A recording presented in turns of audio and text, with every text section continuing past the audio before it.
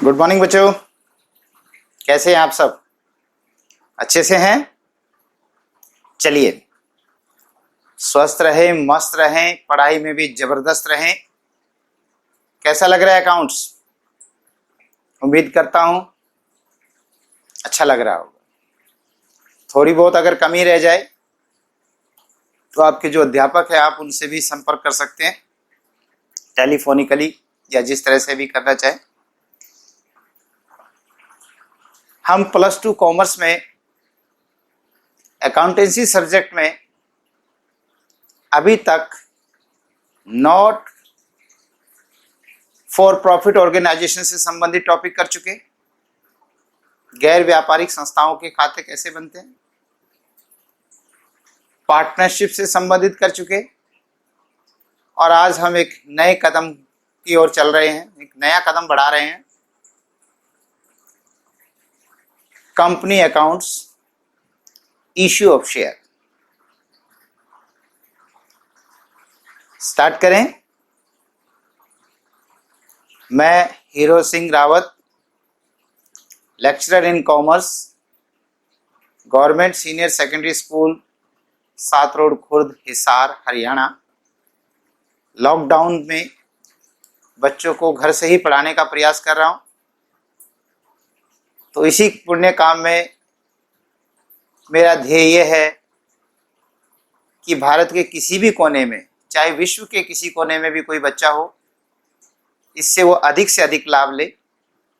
और वो तभी ले सकता है जब वो रेगुलर इस पर ध्यान दे, मेरे सारे लेक्चर्स को ध्यान दे, प्रॉपर पढ़े और उस पर एक्सरसाइज करे।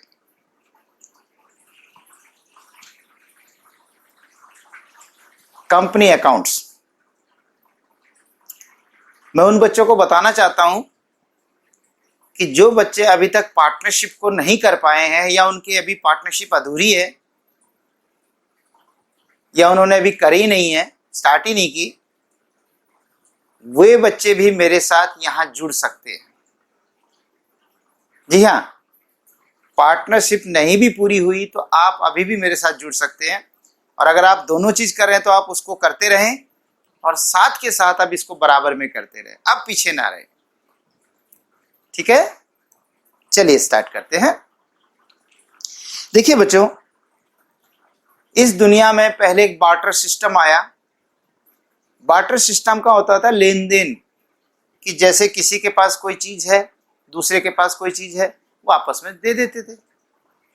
फिर जैसे जैसे दिक्कतें आई, फिर सोल प्रोप्राइटरशिप आया, एकाकी व्यापार। सबसे अच्छा व्यापार है अकेले मालिक बनकर व्यापार करना, लेकिन उसमें भी कमी आई। कहीं पर पैसे की समस्या आ गई, कहीं पर व्यक्तियों की समस्या आ गई कि अकेले से काम नहीं होता। फिर उसके बाद एक नया रूप आया जिसको हमने पार्टनरशिप कहा, और इसके साथ साथ और भी रूप आए हैं, cooperative society, Hindu undivided family business, joint venture, इस तरह के बहुत सारे बिजनेस के रूप आए। पर अब एक बहुत बड़ा रूप, बहुत बड़ा एक नया रूप आ रहा है जिसको कहते हैं कंपनी। आपने +1 में कंपनी के बारे में पढ़ा है। अब हम इसको न्यूमेरिकल क्वेश्चंस में करेंगे, अकाउंट्स में करेंगे कि कंपनी के इश्यू ऑफ शेयर से संबंधित क्वेश्चंस। देखिए, ये कंपनी का सिलसिला कैसे चला पहले बता दिया मैंने। एकाकी व्यापार, सोल प्रोप्राइटरशिप या पार्टनरशिप अगर आप करना चाहते हो तो आप अपने घर पर ही कर सकते हो, आपस में दोस्तों में मिलकर कर सकते हैं। कोई ज्यादा कानूनी औपचारिकता नहीं है, लीगल फॉर्मेलिटीज कुछ ज्यादा नहीं है। लेकिन अगर आप कंपनी बनाने का सोच रहे हैं तो इसमें 100% लीगल फॉर्मेलिटीज है। तो इसका मतलब हुआ कि कंपनी घर बैठे नहीं बन सकती। कंपनी को कानून बनाता है। तो हम पहले कानून की चर्चा करते हैं। हमारे देश में जो कानून है कंपनियों से संबंधित, ऐसे तो बहुत सारे कानून, एक्ट हैं, लेकिन जो कंपनियों से संबंधित है, पहला कानून ये जो है काफी पुराना है, इंडियन कंपनीज एक्ट 1882। एक तो 1600 में भी आया था, ईस्ट इंडिया कंपनी, याद है ना 1600 में, लेकिन उसकी बात नहीं कर रहा, जो अभी की बात कर रहा हूं 1882 में इंडियन कंपनीज एक्ट 1882 आया, फिर उसमें कुछ कमियां नजर आई, फिर इंडियन कंपनी एक्ट 1913 में कानून बना, फिर उसमें भी कुछ कमियां आई क्योंकि 1947 में देश आजाद हो गया, फिर उसके बाद इंडियन कंपनीज एक्ट 1956 भारतीय कंपनी अधिनियम 1956 बना, और मैं खुद 1956 कानून को ही पढ़कर बीकॉम मैंने किया, आज मैं आपको पढ़ा रहा हूं, 1992 में मैंने किया था। तब चर्चाएं चलती थी कि कंपनी एक्ट 1956 भी पुराना हो गया, इसमें कई कमियां आ गई हैं, कई संशोधन करने पड़ रहे हैं, तो नया कानून बनेगा। और अब एक नया कानून बन चुका है, इंडियन कंपनीज एक्ट 2013। एक 1913 भी है, एक 2013, दोनों में 100 साल का गैप है, और एक उसके बीच में 1956 का भी है। तो यदि अब आपसे पूछा जाए कि वर्तमान में भारत में कौन सा कंपनी अधिनियम जारी है, तो अब कहेंगे भारतीय कंपनी अधिनियम 2013, इंडियन कंपनीज एक्ट 2013। ओके, चलिए आज चलते हैं आगे। इस कानून में जो है, आज हम कंपनियों के बारे में पढ़ेंगे। इस कंपनी होती क्या है, पहले थोड़ा सा इसको कुछ शब्दों में समझते हैं। एक कंपनी कुछ व्यक्तियों का एक ऐच्छिक संघ है। कोई कंपनी कुछ लोगों का, अभी कुछ का मतलब 2 भी हो सकते हैं, 7 भी हो सकते हैं, और 2 लाख, 2 करोड़, 2 अरब, कितने भी हो सकते हैं। तो ये कुछ का मतलब थोड़े नहीं है, थोड़े से लेकर बहुत अपार तक, बहुत ऊपर तक कुछ व्यक्तियों का एक ऐच्छिक संघ है, वॉलंटरी एसोसिएशन है। किसी ने धक्के से नहीं बनाया, आपको बनना पड़ेगा इसमें मेंबर, नहीं, इच्छा है तो बनो। ऐच्छिक संघ है जिसका निर्माण, जिसको बनाया गया कानूनी प्रक्रिया द्वारा, एक लीगल फॉर्मेलिटीज है, लीगल प्रोसेस है। ये नहीं कि घर बैठे बने। दुकान खोलने का सपना था, अपनी अकेली की दुकान, रात को सपना आया, सुबह सामान धरा, दुकान में चालू, रेलो चालू हो गया। पार्टनरशिप करनी है, मिलके कर लिया। लेकिन कंपनी घर बैठे नहीं बनती, तो जिसे कानूनी प्रक्रिया द्वारा होता है, और इसका उद्देश्य, ये कंपनी क्यों बनाई जाती है, कोई व्यवसाय करना होता है, कोई बिजनेस करने के लिए। ठीक है, चले। तो इसका अर्थ क्या निकला कि लोगों का समूह है, ऐच्छिक समूह है, और कानूनी प्रक्रिया द्वारा इसका निर्माण होता है, और वो भी किसी व्यवसाय को करने के लिए होता है। और अब इसको किसी परिभाषा में लिखते हैं। एक लॉर्ड जस्टिस लिंडले के अनुसार है, a company is an association, फिर वही आता है, कंपनी एक संघ है, और पर्सन्स, लोगों का समूह है, हु कंट्रीब्यूट, जो कंट्रीब्यूट करते हैं, देते हैं, कंट्रीब्यूशन करते हैं, अंशदान करते हैं, मनी, जो लोग, वो लोग, उन लोगों का समूह है जो धन का कंट्रीब्यूशन करते हैं, अपना अपना अंशदान देते हैं, पैसा देते हैं, और कोई जरूरी नहीं है पैसा ही देना, और मनीज वर्थ, या कोई ऐसा धन देते जिसको मुद्रा में मापा जा सकता है। जैसे कि मान लीजिए डायरेक्टर है, डायरेक्टर तो जानते होंगे कंपनियों में, तो कई बार वो अपनी सेवाएं देते हैं। भाई मेरे पास पैसा नहीं है, मेरे पास टेक्निकल ज्ञान है, मैं चलाऊंगा इस कंपनी को, तो इसको भी तो हम पैसे में काउंट कर सकते हैं।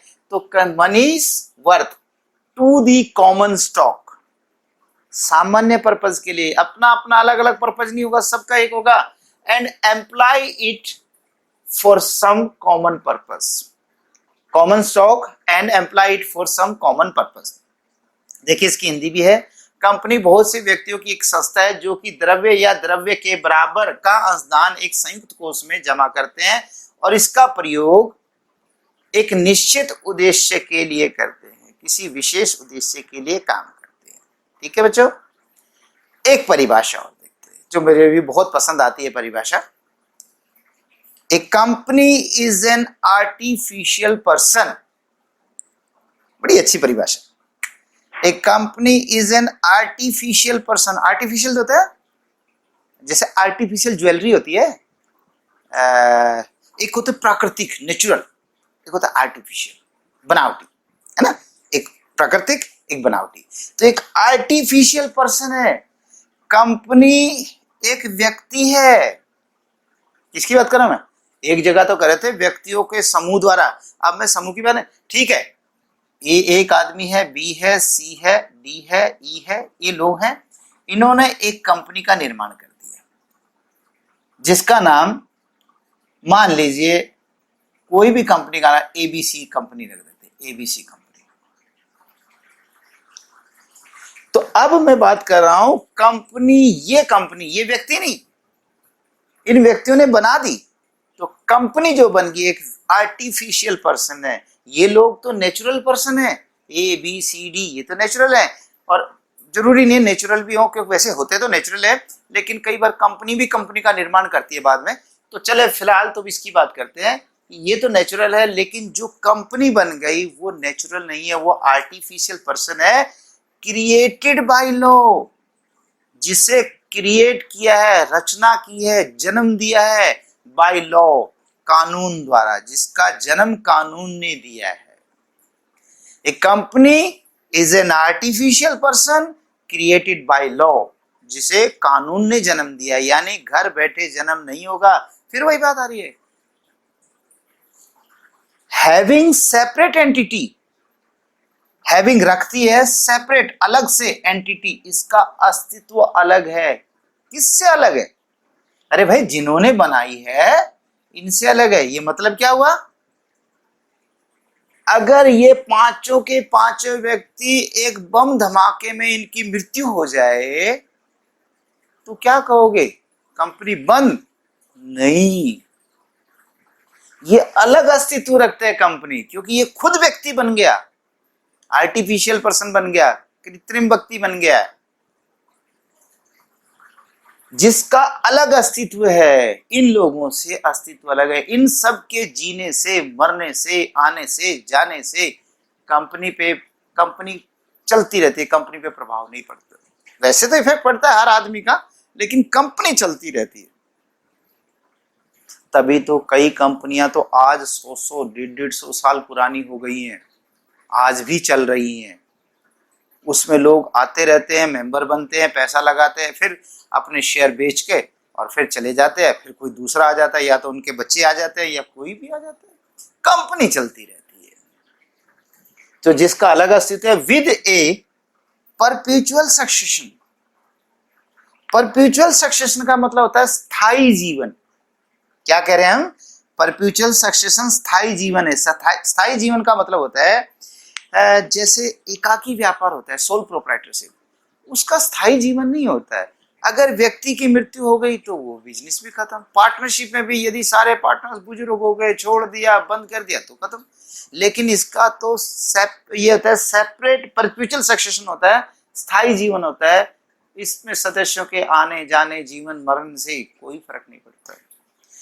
एंड ए कॉमन सील, और इसकी एक कॉमन सील भी होती है, मुद्रा भी होती है, स्टैंप। एक मुद्रा पैसा है, वो नहीं कह रहा, स्टैंप। देखिए मेरा हाथ है, मैं कोई भी काम करूंगा तो मैं कहीं पे कोई साइन करूंगा। अब कंपनी तो साइन नहीं कर सकती, तो कंपनी क्या करती है, स्टैंप लगाती है। लेकिन सिर्फ स्टैंप नहीं, अगर सिर्फ स्टैंप पे छोड़ दें तो क्या पता उसका जो पीएन है, चौकीदार है, जो रात को सारी कंपनी संभालता है, निकाल के स्टैंप पर दबादब लगा दे ना। स्टैंप भी लगेगी और साथ में उसका जो अधिकारी, अगर वो भी उसी समय का अधिकारी, वही व्यक्ति उसको कर सकता है, किसी भी एग्रीमेंट को साइन कर सकता है, जो भी कुछ करना है। तो ये है, तो कंपनी इज एन, इसको तो रट लीजिए, company is an artificial person created by law, having separate entity with A perpetual succession and A common seal. ये प्रोफेसर हेने ने कही है। किसने कही है, हेने ने। कंपनी कानून द्वारा निर्मित एक कृत्रिम व्यक्ति है जिसका पृथक अस्तित्व, स्थायी उत्तरदायित्व और एक सारू मुद्रा होती है, एक कॉमन सील होती है। समझ में आ गया बात? ठीक है, चलें आगे। ओके बच्चों, अभी जो मैं करा रहा हूं इसका थ्योरेटिकल पार्ट है, और ये जो थ्योरेटिकल पार्ट है ये बहुत जरूरी है, और ये केवल एक लेक्चर में खत्म नहीं होगा। इसके लिए शायद मुझे लगता है 3 से 4 लेक्चर तक कंटिन्यू चलेगा। बोर मत होना, लेकिन ये बहुत जरूरी है। और एक और बताओ, बीकॉम सेकेंड ईयर में भी यही कंपनी आएगी, इससे थोड़ा सा एडवांस रहेगा, लेकिन बेस तो यही रहेगा।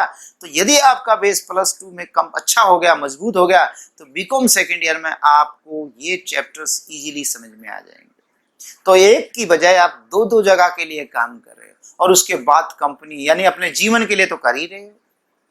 जब भी कभी जॉब करोगे, या तो खुद का करोगे या किसी कंपनी में करोगे या गवर्नमेंट जॉब लगोगे, तो आपको इन चीजों से तो रूबरू होना ही होगा। ठीक है बेटे, चलिए आगे। ठीक है, तो आप इसे याद करते रहे, समझते रहे, और हो सके तो पेंसिल रख कर लिखते भी रहे। चलिए आगे चलते हैं। अब हम एक परिभाषा और पढ़ेंगे। भारतीय कंपनी अधिनियम 2000 की धारा 2 उपधारा 20, इनको थोड़ा पढ़ना सीख लीजिए। जो धारा लिखा है धारा 2 और ब्रैकेट में 20 लिखा है, इसको कहते हैं सेक्शन। क्या कहते हैं? सेक्शन। सेक्शन 2, और ये जो अंदर लिखा है उसको कहते हैं सब सेक्शन। और अगर और भी कुछ लिखा होता है, जैसे मान लीजिए ऐसे लिखा होता, तो इसे क्लोज कहते हैं, क्लोज। तो इसको पढ़ना सीखिए। सेक्शन 2, सब सेक्शन 20, और अगर आगे भी हुआ वो पॉइंट तो क्लोज कहते हैं। क्या कहते हैं? क्लोज। ये होता क्या है, जैसे अभी देखिए, ये 1 2 3 4 5 जो भी है, पहले चैप्टर का नाम था, फिर ये आ गया। हो सकता है इसके अंदर भी कुछ पॉइंट आ जाएं, इस पर पिछले सेक्शन 1 2 3, तो उस तरह से होता है कि section this, sub section this, close this. तो ये पढ़ना जरूर सीख लीजिए, सेक्शन, सब सेक्शन और क्लोज। ठीक है, चलिए अब इसको मिटा देता हूं मैं। Section, sub section and close.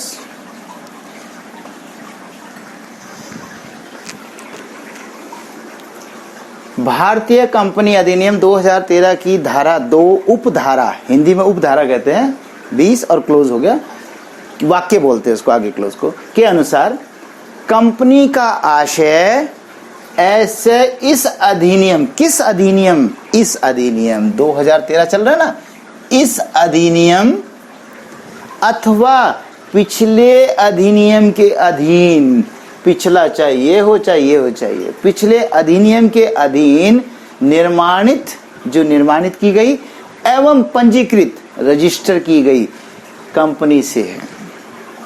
क्योंकि 2013 तो अभी आया है। अगर हम यूं लिख दे कि जो इस कंपनी अधिनियम के तहत रजिस्टर्ड हुई है, निर्माणित हुई है, तो इसका मतलब पीछे वाली तो कंपनियां नहीं रही। तभी ये कहते हैं जो इस अधिनियम के अधीन या पिछले अधिनियम के अधीन निर्माणित एवं पंजीकृत हुई है, रजिस्टर्ड हुई है। ठीक है, ये कंपनी अधिनियम 2013 की परिभाषा है। तो इन्होंने कुछ नहीं बता, बस ये कहता है जो इस कानून के तहत या इससे पहले के कानून के तहत रजिस्टर्ड है वो सारी कंपनियां, लेकिन है कंपनी एक्ट के तहत ही होना चाहिए। अब चलते आगे। फीचर्स, विशेषताएं, जो हमने परिभाषाएं पढ़ ली हैं 3, उन तीनों परिभाषाओं के आधार पर क्या विशेषताएं निकलती हैं? नंबर 1, इनकॉर्पोरेटेड एसोसिएशन है, समामेलित संस्था है। मतलब कंपनी घर बैठे नहीं बनती, बकायदा कानून के द्वारा बनती है, समामेलित होती है, रजिस्टर्ड होती है, पंजीकृत होती है, और वो भी बकायदा कानून के तहत। तो इनकॉर्पोरेटेड एसोसिएशन है। दूसरा है सेपरेट लीगल एंटिटी, पृथक वैधानिक अस्तित्व। जिन्होंने बनाया ABCDE, जिन्होंने भी इस कंपनी को बनाया, ये उनसे अलग होती है। अर्थात इन सब का यदि दिवालिया हो जाए, ये सारे इंसॉल्वेंट हो जाए, तो भी कंपनी का दिवालिया नहीं होता। और उल्टा भी है, कंपनी का दिवालिया हो जाए तो इनका दिवालिया नहीं होगा। हाँ जी, क्योंकि एक लिमिट तक ही उन्हें अपनी पेमेंट करनी होती है, और अगर दे दिया तो वो भी नहीं रहती है। तो फिर बताएंगे धीरे धीरे करके। तो इसका अलग वैधानिक अस्तित्व होता है, जिन्होंने बनाया उससे अलग वैधानिक अस्तित्व होता है, अर्थात उनके जीने मरने का फर्क नहीं होता है। परपेचुअल एग्जिस्टेंस, स्थायी जीवन, बताया था। एक कंपनी में 10 लाख लोग हैं मेंबर, जिनको हम शेयर होल्डर्स भी कह देते हैं, मेंबर कह लो फिलहाल तो। और खुदा ना खास्ता, वैसे तो मैं बुरी से बुरी बात कर रहा हूँ कि सबकी मृत्यु हो जाती है, कोई बम फटने से या जैसे कोई भी रीजन लगाइए, तब भी कंपनी चलती रहेगी, कंपनी गोज ऑन, चलती रहेगी। सो परपेचुअल एग्जिस्टेंस है, ठीक है बेटा। अच्छा जी, उसके बाद है लिमिटेड लायबिलिटी। क्या है? Limited liability. ये लिमिटेड लायबिलिटी क्या है बच्चे? ज्यादातर कंपनियां, वैसे तो कंपनी अनलिमिटेड भी हैं, लेकिन बहुत कम, रेयर कोई ऐसा होगा जो ऐसा करेगा। कानून तो नहीं कहता कि आप लिमिटेड या अनलिमिटेड, कानून कहता है कोई सी कंपनी बनाओ, लिमिटेड बनाओ अनलिमिटेड बनाओ, वो फिर बताऊंगा क्या होता है। लेकिन मोस्टली यही होता है कि लोगों का दायित्व सीमित होता है। सीमित का मतलब देखिए, पार्टनरशिप में एक बहुत बड़ा खतरा था। वो क्या था? एक मछली सारे तालाब को गंदा कर देती, ये तो सुना था ना। एक पार्टनर अगर गड़बड़ कर दे तो सभी पार्टनर्स को उसका हर्जाना भुगतना पड़ता था, और तब तक भी पीछा नहीं छूटता था जब तक उनकी व्यक्तिगत संपत्तियां लपेटे में ना आ जाए। अब यहां पर क्या है?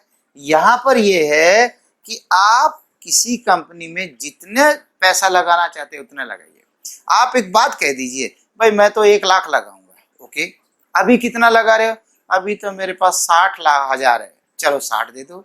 अगर कल पर कंपनी को दिक्कत आ गई, कंपनी कोई दिवालिया की स्थिति में आ गई या कंपनी बंद होने की स्थिति में आ गई, तो आपको 40,000 और देना होगा, क्योंकि आपने कितने का वादा किया था? 1 लाख का।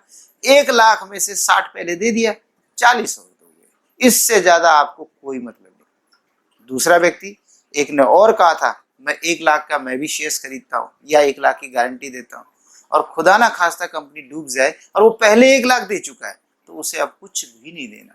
तभी तो कह रहे लायबिलिटी लिमिटेड है, कि जितना तुम कहोगे उससे ज्यादा आपकी लायबिलिटी नहीं रहेगी, या तो अब दे दो या बाद में दे दो। तो ये कॉमन सील, कॉमन सील, सारू मुद्रा, मैंने बताया था हम हाथ से काम करते हैं, सिग्नेचर करते हैं। कंपनी किससे करती है? स्टैंप से, और उसके लिए जो स्टैंप को यूज करने का अधिकारी हो उस वक्त। हाँ जी, अगर एक मैनेजर, एक डायरेक्टर, पहले का भी डायरेक्टर होता था, अब नहीं है, दुनिया में तो है ना, तो वो कोई साइन कर दे वो अलाउड नहीं है, वो आज का अधिकारी होना चाहिए। तो ये कॉमन सील का मतलब स्टैंप होती है। और एक दोबारा इसको बता दूं, परपेचुअल एग्जिस्टेंस, स्थायी जीवन। स्थायी जीवन में देखिए हमारा जीवन क्या है, कोई 80 साल 100 साल बहुत मुश्किल से होता है, 110 साल लगा लो।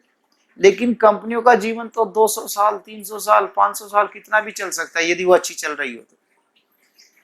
ट्रांसफरेबिलिटी ऑफ शेयर्स, अंशों की हस्तांतरणीयता, मतलब इसमें ये जो लोग हैं ये शेयर्स खरीदते हैं। क्या खरीदते हैं? शेयर्स। फिर बताऊंगा मैं शेयर्स, अभी तो कुछ नहीं बता रहा, मोटे तौर पे समझ लीजिए। तो शेयर्स खरीदते हैं, ये व्यक्ति अपना शेयर इसको दे सकता है, ये इसको दे सकता है, सॉरी ये तो आपस में पहले लेते, ए और किसी को बेच सकता है, इसको भी बेच सकता है, किसी को भी बेच सकता है, आराम से ट्रांसफरेबिलिटी, थोड़ा सा जो रूल रेगुलेशन है उसके अनुसार।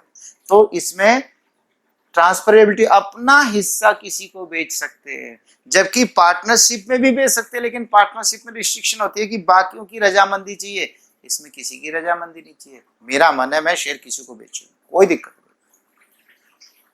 Separation of management from ownership, प्रबंध का स्वामित्व से अलग होना, separation of management from ownership. Ownership, स्वामित्व, इसमें कितने स्वामी बताए? मैंने कहा कम से कम 2, 5, 7 हजार, 10,000, 10 लाख, 10 अरब, कितने भी हो सकते हैं। हाँ जी, तो इसमें क्या होते हैं, इतने लोग अगर किसी कंपनी में मालिक हैं और अगर वो चलाने लग जाए कंपनी को तो उनसे चलेगी ही नहीं। एक गाड़ी में 10 ड्राइवर बना दो, बताओ कैसे चलेगी। कोई ईस्ट में, कोई वेस्ट में, कोई नॉर्थ में, कोई साउथ में खींचेगा गाड़ी, कहीं नहीं चलेगी, है कि नहीं। एक होता है, पूरी ट्रेन देखो कितनी होती है, उसको भी एक चलाता है मेन, है ना, दूसरे मदद करते हैं लेकिन मेन तो वही चलाता है। तो इसी तरह से कंपनियों को ये जो बोर्ड ऑफ डायरेक्टर्स की टीम होती है, फिर चीफ एग्जीक्यूटिव ऑफिसर होता है सीईओ, वो चलाते हैं, फिर उसके बाद उनके नीचे वो होते हैं मैनेजर्स, डायरेक्टर्स और बहुत सारे अधिकारी होते हैं। तो इस तरीके से चलता है। तो यहाँ पर सेपरेशन ऑफ मैनेजर, यानी जो मालिक होते हैं, हो सकता है उनमें से कुछ मालिक प्रबंधक के तौर पे काम करे, और ऐसा भी हो सकता है कि वो ना करे, कोई और से और हायर कर ले, औरों को पैसे तनख्वाह दें और उनसे काम चलवाएं। तो पर यह है कि इसमें प्रबंधक और स्वामित्व अलग होता है, जबकि एकाकी सोल प्रोप्राइटरशिप में तो मैं ही तो मालिक और मैं ही प्रबंधक, और जो मेरी मर्जी और जितना मुझे ज्ञान है मैं उतना ही कर सकता हूँ। लेकिन यहाँ पे तो एक्सपर्ट लोगों को लिया जाता है, एक्सपर्ट से एक्सपर्ट, जो मैनेजमेंट में या आईआईटी टेक्निकल है, इंजीनियर है, उन सबको लेते हैं और उनसे कंपनियों को चलवाया जाता है। ठीक है बेटे, यहां तक समझ में आ गया? ओके, मुझे लगता है इसको आज का लेक्चर यहीं तक खत्म करना चाहिए, पहला दिन है और ये चैप्टर काफी लंबा जाने वाला है। काफी लंबा का मतलब कहूं तो कई वीडियोस बनेंगे इसके। आप तैयार हैं?